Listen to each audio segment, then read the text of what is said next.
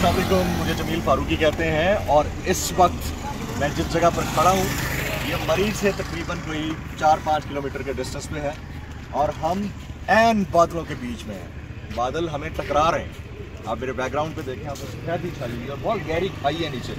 इधर आए जी, शाम नीचे दिखाएं, ये बादल हैं।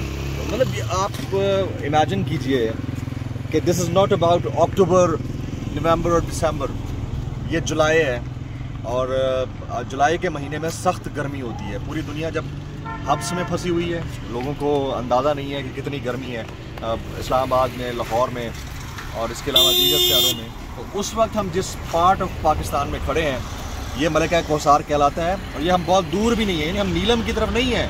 मैं ये नहीं कह रहा कि मैं वादिया नीलम में, अड़ंगकेल में, शारदा में या दुधमियाल में हूँ। मैं इस वक्त मरी में खड़ा हूँ। मरी से तकरीबन कोई 4-1 किलोमीटर नीचे खड़ा हूँ मुजफ्फराबाद की तरफ जाते हुए।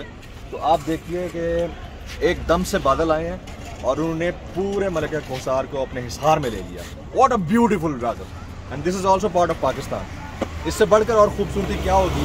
वो लोग जो स्विट्ज़रलैंड, लंदन, यूरोप जाने के लिए तबर्रा कर रहे होते हैं और बड़ी मेहनतें कर रहे होते हैं, वीज़े लगवा रहे होते हैं, थोड़ा इधर आए और आकर नेचुरल ब्यूटी को एंजॉय करें। थोड़ा गंदगी आपको नज़र आएगी, ये हमारे टूरिस्ट का ही किया धरा होता है। अगर वो थोड़ी सी एहतियात करें, ख्याल करें तो अपनी एनवायरनमेंट को क्लीन रखा जा सकता है। लेकिन इससे ज़्यादा खूबसूरत जगह और कुछ हो नहीं सकती।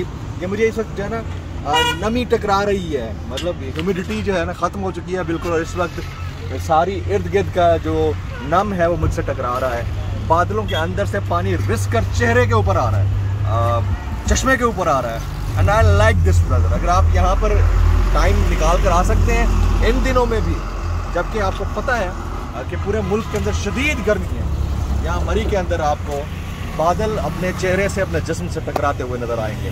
Thank you very much.